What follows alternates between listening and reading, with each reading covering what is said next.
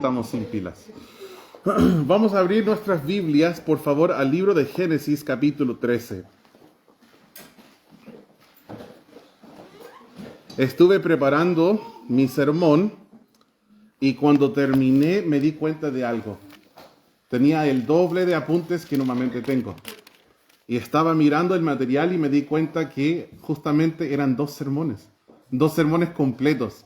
Entonces, por misericordia para ustedes, decidí que los vamos a dividir en dos y esta tarde solo vamos a ver la primera parte, que son los versículos 1 al 9, y cuando vuelva de Valdivia, donde vamos mañana, voy a estar predicando una conferencia de familia en la ciudad de Valdivia. Les pido oración por esto. Cuando vuelva, ahí voy a dar la segunda parte. Esa primera parte se llama Abraham el pacificador y Nacho se ríe. Ya son 9 sermones acerca de ser un pacificador. ¿Y por qué sigo predicándolo? Porque me doy cuenta que todavía lo necesito. Y tú también probablemente. Qué bueno es. Mucho material en la Biblia acerca de ser un pacificador. La segunda parte del texto es Lot, el creyente mundano.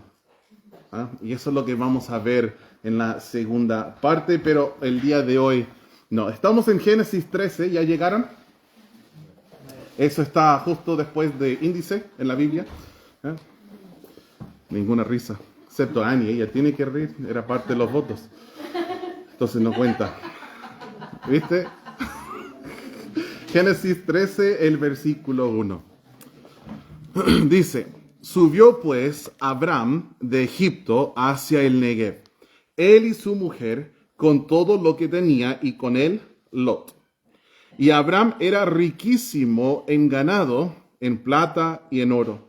Y volvió por sus jornadas desde el Negev hacia Betel, hasta el lugar donde había estado antes su tienda entre Betel y Ai, al lugar del altar que había hecho allí antes, e invocó allí a Abraham el nombre de Jehová. También Lot, que andaba con Abraham, tenía ovejas, vacas y tiendas.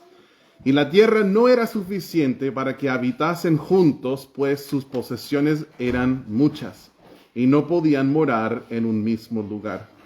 Y hubo contienda entre los pastores del ganado de Abraham y los pastores del ganado de Lot. Y el cananeo y el fereceo habitaban entonces en la tierra. Entonces Abraham dijo a Lot: no hay ahora altercado entre nosotros dos, entre mis pastores y los tuyos, porque somos hermanos. ¿No está toda la tierra delante de ti? Yo te ruego que te apartes de mí. Si fueres a la mano izquierda, yo iré a la derecha. Y si tú a la derecha, yo iré a la izquierda. Vamos a orar. Padre Celestial, gracias por tu palabra. Nosotros necesitamos escucharla, creerla y actuar conforme. Entonces te pido, Señor, que puedas estar enseñándonos, alumbrando los ojos de nuestro entendimiento, para que no escuchemos lo que queremos escuchar, sino que para que escuchemos la palabra y que entendamos, creamos y obedezcamos. Gracias, Señor, porque tenemos este culto de media semana y hay tantos hermanos que están poniendo prioridad para estar aquí presente. Y hemos venido, Señor, porque necesitamos alimentación espiritual. Hemos venido porque queremos adorarte juntos. Hemos venido, Señor, porque no podemos callarnos. Necesitamos levantar a ti las peticiones de nuestros corazones. Doy gracias por esa instancia que tendremos después de la enseñanza de orar unos por otros. Señor, es bueno estar en tu casa. Oramos en el nombre de Jesús. Amén. Bueno, aquí en estos primeros 2 versículos nos dice que Abraham con su familia y con Lot, también con todos sus bienes, suben de Egipto hacia el Negev. ¿Y por qué habían ido a Egipto? Era porque pasaron un tiempo de necesidad, había hambre en la tierra y bajaron a Egipto, y fue en Egipto donde ellos se enriquecieron en gran manera. Entonces suben, el versículo 2 dice, y Abraham era riquísimo en ganado, en plata y en oro. No es la única vez en la Biblia que Dios hizo rico a los suyos con el dinero del mundo. De hecho, Egipto representa el mundo en la Biblia. Y cuando Israel salió de Egipto, de su esclavitud, en Éxodo capítulo 12, ellos fueron grandemente enriquecidos por los egipcios. De hecho, si quieren podríamos leerlo en Éxodo 12:36 para leer un ejemplo de esto. Y incluso hay otras instancias también. Pero en Éxodo 12:36 dice así: y Jehová dio gracia al pueblo delante de los egipcios y les dieron cuanto pedían. Así despojaron a los egipcios. En el versículo anterior habla de plata, de oro, de vestidos. Entonces, de esa manera despojaron a los egipcios y recibieron muchos bienes y muchas riquezas. Y parecido el caso de Abraham con Lot, fueron a Egipto, se enriquecieron mucho y ahora están saliendo. El versículo 3, y volvió por sus jornadas desde el Negev hacia Betel, hasta el lugar donde había estado antes su tienda entre Betel y Ai. Al lugar del altar que había hecho allí antes, invocó allí a Abraham el nombre de Jehová. También Lot, que andaba con Abraham, tenía ovejas, vacas y tiendas. Nosotros vamos a ver en el otro sermón, la parte B de este capítulo, que las posesiones de Lot y la mundanalidad llegaron a ser el talón de Aquiles de él. No es pecado tener posesiones, no es. Pero el peligro de las posesiones es que muchas veces terminan poseyéndote a ti. ¿Cuál es la diferencia en este texto de Abraham y Lot? La gran diferencia es esta. Abraham tenía ovejas, vacas y tiendas. Pero las vacas, las ovejas y las tiendas tenían a Lot. ¿Ven la diferencia? Y es algo que uno ve en el resto del capítulo. Pero sigamos en el versículo 6, donde dice: la tierra no era suficiente para que habitasen juntos, pues sus posesiones eran muchas, y no podían morar en un mismo lugar. Y hubo contienda entre los pastores del ganado de Abraham y los pastores del ganado de Lot. Y el cananeo y el fereceo habitaban entonces en la tierra. La mucha abundancia de sus posesiones causó un conflicto. Voy a comentar en algo que dije hace un momento, hablando de las posesiones. Cuando Cristo nos habla de los bienes, de la abundancia de las posesiones, de los bienes, Él dice que nosotros tenemos que guardarnos de lo que es la codicia. Porque la vida del hombre no consiste en la mucha abundancia de sus bienes. Pero nosotros, especialmente que vivimos en el mundo occidental, en lugares de abundancia, y sí, Chile es un país muy abundante en comparación a otros lugares, países donde sufrimos bastante del consumerismo. Uno de los peligros es llegar a pensar que tus posesiones te definen. La marca de tu ropa, dónde sales a comprar. Y es por eso que vemos el fenómeno de nuestra sociedad del querer aparentar algo que no es. Quizás en la casa no hay papas, no hay leche, no hay todo lo necesario. Pero mamá o papá andan con el iPhone más nuevo y con ropa de marca, cuando fácilmente se podría comprar ropa americana mucho más barato. Pero uno quiere aparentar algo que no es así. Y es porque solemos pensar que nuestra vida consiste en los bienes que poseemos. Pero tus posesiones no son tu identidad. Si tú eres salvo, tu identidad está en Cristo. Estoy estudiando un discipulado con Gaspar Gallardo y nosotros vimos un versículo en el discipulado que decía, Cristo es nuestra vida. Nuestra vida no consiste en los bienes que poseemos. Cristo es nuestra vida. Nuestra identidad no es el barrio donde vivimos, no es el trabajo que tenemos. Explícame más acerca de ti. Pues yo soy pastor. No, yo soy cristiano. Cristo me define. Cristo es mi identidad. Mi trabajo es pastor. Pero mi trabajo no me define. Explícame quién eres. Bueno, yo vivo en la población Los Ciervos. No, tu población no te define. Cristo te define. Explícame quién eres. Yo ando en un Runner, un Toyota Runner. No, tus posesiones no te definen. Tus posesiones o la falta de no te definen. Cristo nos define. Bueno, vamos a volver entonces al problema que se generó en este caso. La abundancia de las posesiones de ellos, porque dice específicamente en el 6, pues sus posesiones eran muchas.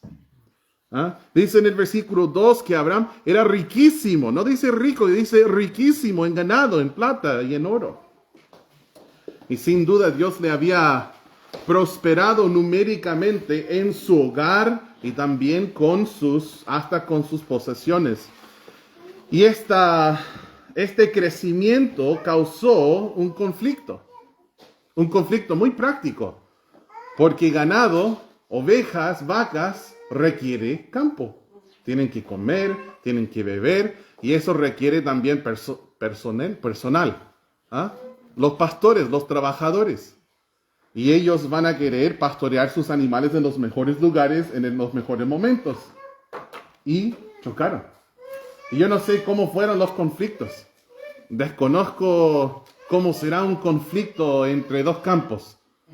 Quizás un campo le pone veneno al otro campo para que, no sé, su perro lo come y muera. O quizás ven que están comiendo hasta los corderos, los perritos, entonces lo disparan. O quizás colocan electricidad en los bordes. No sé, hay muchos problemas, supongo. Cuando la persona va de vacaciones, quizás destrozan su casa. Pero muchos conflictos pueden haber. Y conflictos hubo. No es la única vez en la Biblia que el crecimiento causó conflictos. ¿Ustedes se acuerdan cuando miles y miles se convertían a Cristo en el libro de Hechos? Y dice, como creció el número de los discípulos, hubo murmuración en la congregación. Recuerdo que cerca de los 11, 12, 13 años, yo era un bajito, gordito, y en unos meses, ¿se dice un pique o no? Un estirón. Me dio un estirón y crecí muchísimo. Y en ese entonces mis rodillas me dolían tanto todo el día. Y yo no entendía por qué. Le dije a mi mamá, llévame al doctor. Y el doctor me dio el diagnóstico muy sofisticado. Me dijo, son dolores de crecimiento. Así dijo. ¿Cuánto medías hace 6 meses? ¿Cuánto mides ahora? Con ese estirón duele. Y el crecimiento duele. ¿Sí o no? Duele. Recuerdo cuando nosotros compramos nuestra casita, eran 6x6, vivíamos ahí 6 personas. Después, si ustedes que estuvieron aquí hace muchos años, vivió con nosotros una hermana de Perú que se llamaba Erika, y ahí estuvimos 7 personas en una caja de fósforos de 6x6, con un infante recién nacido. Y así, como unas sardinas en esta casita, nosotros con mucho esfuerzo y después de mucho tiempo pudimos construir detrás de nuestra casa otra casa de 2 pisos. Y en cada piso 6x6, 6x6. Con la intención de eventualmente unir las 2 casas. Y cuando llegó ese momento de unir las 2 casas, hubo un día donde tuvieron que desarmar para que el siguiente día pudieran unir la casa. Y no sé si ustedes se dieron cuenta, delante hoy estaba lloviendo. Pero como si Dios hubiera tomado un balde y así, ¡uf! Y por como 30 minutos llovía así. Esa noche llovió así toda la noche. La casa. Yo creo que en la casa nos creíamos Noé, con el arca. Y bueno, yo dije, nos creíamos, pero me da pena decir y confesar, estuve de viaje esa noche, predicando en otro lugar. Y Annie tuvo que lidiar con eso, la lluvia entrando así en la casa. Pero son dolores de crecimiento, ¿cierto? Lamentables, y ojalá yo hubiera estado presente, pero dolores de crecimiento. Yo recuerdo cuando nosotros nos fuimos de una población, nuestra iglesia céntrica, a otra población humilde, y perdimos una familia muy importante para mí, pero no les gustaba el sector. Y recuerdo otro caballero diciendo, no, me da cosa dejar mi auto en la calle, y no quería congregarse ahí. Y eso me dio pena, pero también nos dio espacio para crecer. Eventualmente nos venimos hasta acá. También algunos dolores de crecimiento. Y en la iglesia en Jerusalén tuvieron problemas porque creció mucho el número de los hermanos. Y luego en la distribución a las viudas, un grupo étnico se quejaba contra otro grupo étnico porque decían que las viudas de un grupo se atendían mejor que otro grupo. Aquí, ¿cuál es el problema? El problema es que ellos no tenían espacio para llevar a cabo su trabajo pastoral, entonces se pusieron a pelear. No solo el crecimiento causa conflictos, también la escasez lo puede hacer. Porque a veces en los momentos más estresantes de escasez se levanta más tensión en la casa. Y si tú eres como nosotros, también lo has experimentado. No permitas que tus ingresos determinan tu salud espiritual y la calidad de tus decisiones. No permitas que la abundancia te haga alejar de Dios. No permitas que la abundancia te haga tomar malas decisiones. Yo he conocido gente que ya no se congrega. ¿Y por qué? Porque compraron un tremendo bote enorme y solo tienen domingo para ir y pescar en el lago. Y no quieren que se eche a perder ese bote que compraron, así que ya no se congregan. Y van por una mala decisión, prefieren pescar que congregarse. Pero también a veces las personas por escasez toman malas decisiones. Y prefieren horas extras el domingo en vez de congregarse. No permitas que tus ingresos determinen tu salud espiritual y que determinen tus decisiones espirituales. Nosotros queremos actuar bíblicamente. Cristo es nuestra roca, por lo cual nuestra vida es estable, porque las decisiones que tomamos manan de nuestra relación con Cristo y no de nuestro entorno. Por estar en aprietos, nosotros no queremos tomar malas decisiones. Abraham, aquí en estos versículos, podemos ver que él fue un hombre adinerado. Y en este caso, él quizás por su estado económico, fácilmente pudo haber decidido tratar mal a su sobrino, pero no fue su caso. Veamos lo que Abraham hizo en el versículo 8. Entonces Abraham dijo a Lot: no haya ahora altercado entre nosotros dos, entre mis pastores y los tuyos, porque somos hermanos. Abraham dijo: ¿por qué no cesamos con este conflicto? Porque nosotros somos familia. Pongámosle en el ejemplo de un cristiano. Tú eres mi hermano en Cristo, somos de la familia de la fe, somos de la familia de Dios. ¿Para qué pelear por esas cosas? ¿Por qué no terminamos con el altercado?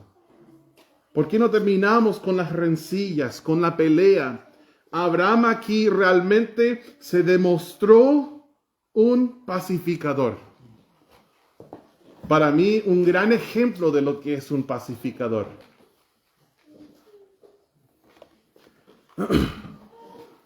Yo creo que la lectura se da a este entendimiento, que Abraham era muchísimo más rico que Lot. Yo creo que el texto bíblico se presta a esta interpretación. Sí, Lot tenía muchas cosas, pero Abraham era riquísimo. Y fácilmente él pudo haber dicho, ya, pongamos un ejemplo, mis 10 pastores están teniendo problemas con sus 10 pastores, está bien, voy a contratar 90 más. Y ahí, ¿qué va a ganar? ¿Los 100 pastores de Abraham o los 10 pastores de Lot? Pudo con la fuerza haberle ganado este problema con Lot, pero no fue su manera de acercarse al problema. ¿Cuál fue su manera? Él dijo, no peleemos, sobrino. Somos familia, no debemos pelear. Y podemos ver aquí algunas cosas acerca de cómo actuó él. Él tomó la iniciativa. Aquí, ¿quién fue la persona que empezó con el tema para conversarlo? Fue Abraham. En el versículo 8 dice, entonces Abraham dijo a Lot. Él tomó la iniciativa. Esto me recuerda acerca de la humildad. Él prefirió bajarse, prefirió humillarse y acercarse a hablar con Lot. En lo personal, yo odio el conflicto. Lo odio. Me deja nudos en el estómago. Si tú me dices, pastor, ¿sabes qué? Usted y yo tenemos un problema. Los vamos a conversar mañana. Esa noche no voy a dormir. No. Diríamos en inglés, ni un pestañear voy a dormir. No, voy a tener dolor del estómago, voy a dormir mal, en la mañana voy a levantarme con ansiedad y luego conversamos. Y me dice, ¿sabes que usted se estaciona en el lugar que me gusta estacionarme a mí cuando vamos a los cultos? Digo, ya está bien, hermano, puedes ocupar ese espacio, no pasa nada. Pero ¿por qué no me lo dijiste anoche, por favor? Pero lo bueno aquí de Abraham es que él no tuvo miedo de acercarse a su sobrino y decir, resolvamos ese problema. No debe haber ese conflicto entre nosotros, somos familia. Y esto también me recuerda del Señor, quien tomó la iniciativa con nosotros en nuestra salvación. La Biblia dice, nosotros le amamos a Él porque Él nos amó primero. En 1 de Juan 4:19. Aquí Abraham, él tomó la iniciativa. Y eso es admirable. Es parte de su cualidad de pacificador. Es algo que tú también puedes hacer. Puedes tragar tu soberbia, humillarte y tomar la iniciativa. Sí, pero es que él, sí, es que ella. Humíllate. ¿Por qué no tomas el primer paso para que se pueda acabar con ese problema? Él no solo tomó la iniciativa, él también dio la preferencia. Y esto es algo que podemos ver en el próximo versículo. Miren lo que dice en el versículo 9. ¿No está toda la tierra delante de ti? Yo te ruego que te apartes de mí. Si fueres a la mano izquierda, yo iré a la derecha. Y si tú a la derecha, yo iré a la izquierda. Aquí entonces Abraham, a pesar de ser el patriarca, a pesar de ser la cabeza de la familia, a pesar de tener el derecho de elegir, dio la preferencia. Eso se llama mansedumbre. Él dijo, yo voy a rendir mis derechos delante de los tuyos y voy a dejarte tener lo que tú quieres. Toma tú el lugar que tú quieras, el lugar que sea más bonito, el lugar más deseable, el lugar que más quieres que sea tuyo. Y yo voy por otro lado, no te preocupes. Así dijo Abraham. Y es una cualidad digna de copiar, de imitar. En cuanto a honra, prefiriéndoos unos a otros, dice Romanos 12:10. Aquí él decidió honrar a su sobrino, decidió humillarse, tomó la iniciativa. Además, él dio la preferencia. Y creo que la razón es porque él había decidido hacer todo lo posible para vivir en paz con otros. Eso es lo que dice Romanos 12, versículo 18. Que en cuanto dependa de nosotros, debemos hacer todo lo posible para estar en paz con otros. Todo lo posible. No puedo estar en paz con esta persona. ¿Has hecho todo lo posible? ¿Todo lo posible? Bueno, es que una vez le mandé un WhatsApp y me ignoró. Pero ¿no podrías mandar otro WhatsApp? O llamar, o acercarte. ¿Has hecho todo lo posible? Si es que una vez le saludé y no me saludó. Sí, hasta ahí llegamos. ¿Has hecho todo lo posible? Debemos hacer todo lo posible de estar en paz con otros. Y aquí en este caso, dentro de las posibilidades, estaba la de ir cada uno por su propio camino. Esto no significa que le odió a Abraham. Dijo, ya no eres mi sobrino, no quiero más contigo. No, no significa eso para nada. Yo recuerdo que cuando me casé con Annie, nosotros vivimos un año en Estados Unidos. Y ese año iba a ser un año de viaje de una iglesia a otra, visitando iglesias, predicando en iglesias, presentando nuestro anhelo de ser misioneros en la Patagonia, para ver si estas iglesias querían apoyarnos o no. Ahora, un arriendo en California, eso fue en 2011, un arriendo en aquel entonces, yo creo que de una casa pequeña, estamos hablando de más o menos 1,5 millones. Ahora, 3 millones al mes, pero imagínate, un año de 3 millones, estamos hablando de 40 millones de arriendo, por nada. Disculpen, la matemática no es mi fuerte. Pero el punto es que decidimos con mis padres vivir un año con ellos. ¿Ya? Lo cual no es ideal y no lo recomiendo. Incluso en la Biblia dice que el hombre deja a su padre y su madre, se une a su mujer y son una sola carne. Entonces mucho mejor es que haya solo una reina en casa, ¿sí? Y no dos. Pero ellos fueron muy generosos con nosotros y nos dejaron vivir con ellos. Pero ¿sabe qué? Al final de este año yo era el más feliz en el mundo por salir de su casa. ¿Porque les odiaba? No, porque éramos otra familia. Ellos eran una familia y nosotros otra familia. Yo era la cabeza de mi mujer, Cristo mi cabeza. Mi papá era cabeza de su mujer, Cristo su cabeza.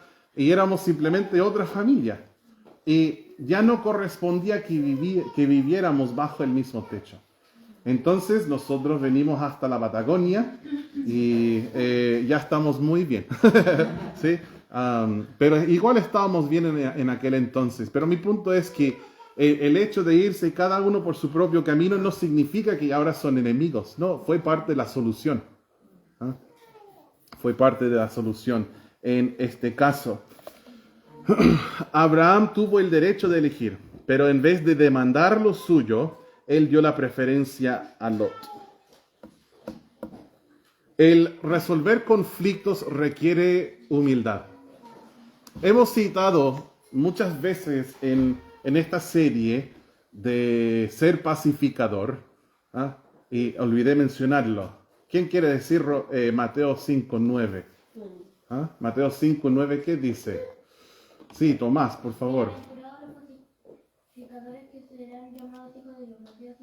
Excelente trabajo, Tomás. Pero ¿sabes qué? Yo no soy tan inteligente como para entenderlo tan rápido. ¿Lo puedes decir más lento?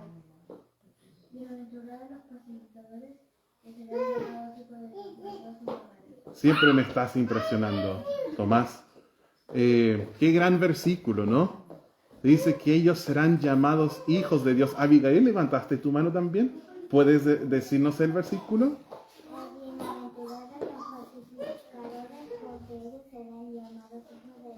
¡Wow! Gran trabajo. Vi por detrás de ti que salió una mano así. Samuel. Bienaventurados los pacificadores, porque ellos serán llamados hijos de Dios. Tremendo, muy bien, Abigail, Samuel. Nathan, ¿quieres decirnos Mateo 5:9? Bienaventurados los pacificadores, porque ellos serán llamados hijos de Dios. Mateo 5:9. Gran trabajo. ¿Cómo fuimos tan afortunados, tan bendecidos en esta iglesia, como para tener los mejores niños de todo el mundo? No entiendo cómo es posible. Abigail, ¿te gustaría decir el versículo? Bienaventurados los pacificadores, porque ellos serán llamados hijos de Dios. Amén, así es. ¿Alguien más quiera, Hudson? Bienaventurados los pacificadores, porque ellos serán llamados hijos de Dios. Muy bien. Casi olvidé el anuncio que me dijo hermana Annie. ¿Puedo darlo ahora? ¿Ya? Todos los jóvenes. Ahora, ¿cómo se define un joven? Tendrán que hablar con hermana Annie. Todos los jóvenes, hermana Annie necesita hablar con ustedes después del culto. ¿Sí? Porque les tiene una sorpresa. Así que es algo positivo. Yo también, Nicole, yo me siento joven, pero no sé si ella está discriminando, haciendo acepción de personas o no, pero bueno. Entonces, Abraham aquí está siendo un pacificador, y en esta serie de ser pacificadores, nosotros hemos visto muchas veces que en Proverbios dice que ciertamente de la soberbia nacerá la contienda. Entonces, donde hay soberbia, da luz a la contienda. Y el proverbio se entiende de ambas formas. Se entiende de esa manera. El hebreo es un lenguaje bien ambiguo, y se entiende de esa manera. Donde hay contienda, hay soberbia. Y también se entiende de esa manera. Donde hay soberbia, hay contienda. Donde está presente uno de los elementos, está presente el otro. Entonces, ¿cuál es mi punto? ¿Tienes una contienda en tu vida? En medio de esa contienda hay soberbia. Hay. Normalmente de ambos. En raros casos puede ser de uno. Normalmente de ambos. Incluso la misma soberbia en uno dice, pero yo jamás tendría soberbia. Tiene que ser el otro, por eso hay contienda, no por mí. Entonces, si nosotros consideramos la soberbia y la contienda y su relación, tomen como su opuesto. ¿Cuál es el opuesto de contienda? Paz. ¿Cuál es el opuesto de soberbia? Humildad. Entonces, sí o sí, para que haya un pacificador, requiere humildad. Es por eso que me gustó tanto el texto de Romanos 12:10, donde dice, prefiriendo, en cuanto a honra, prefiriendo unos a otros. Y después, haciendo vínculo con este texto, donde Abraham, él se humilló y dio la preferencia a su sobrino.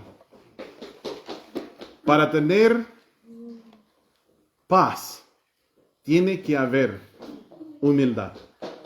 O si no, no puede existir. ¿Se acuerdan ustedes quién es el maestro pacificador? Jesús. Sí. El príncipe de paz. Jehová Shalom. El Dios de paz. Y la Biblia nos dice que Él hizo la paz con nosotros. Esto de hacer la paz es la palabra pacificador. Él hizo la paz con nosotros mediante la sangre de su cruz. Eso está en Colosenses capítulo 2. Pero ¿tú sabes lo que dice Filipenses capítulo 2? Dice que Él se humilló y fue obediente hasta la muerte de la cruz. Entonces, cuando Cristo murió por nosotros e hizo la paz con nosotros, humildad. Aprended de mí que soy manso y humilde de corazón. Entonces, sí o sí tiene que haber humildad. Y aquí en esta historia tenemos el ejemplo de un patriarca que tomó la iniciativa, se humilló, dio la preferencia y decidió hacer todo lo que fuera posible estar en paz con otro. En cuanto a honra, prefirió a su sobrino. Nosotros, si vamos a preferirnos unos a otros, significa que vamos a tratar a otros como más importantes que nosotros mismos. Eso es difícil, pero es parte de lo que es la humildad en la práctica. Podemos gritar de las montañas todo el día, yo soy humilde. Pero si yo siempre me valoro a mí y mis necesidades antes que otros, yo no soy humilde conforme a la definición bíblica. En el libro de Filipenses capítulo 2 nos dice: